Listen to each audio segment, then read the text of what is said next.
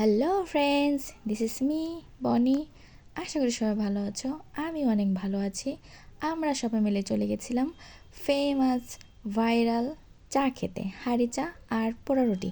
এখনকার সময় এই পোড়া রুটি আর এই হাঁড়ি চা খুবই ফেমাস।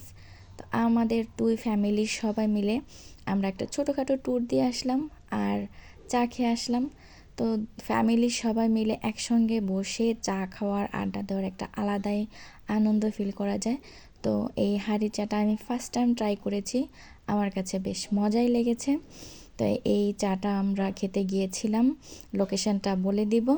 তো এখানকার ডেকোরেশনটা খুব একটা সুন্দর ছিল না, এই জায়গাটা এখনও খুব একটা পরিচিতি পায়নি, এই সুন্দর করে এখনও সেভাবে ডেকোরেশন করে নাই, এই জন্য তোমাদেরকে সম্পূর্ণটা ঘুরে দেখাতে পারিনি।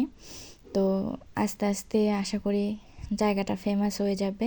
আর এটার লোকেশন ছিল গোপালগঞ্জ জেলার মুর্শিদপুর থানার বনগ্রাম বাজারে।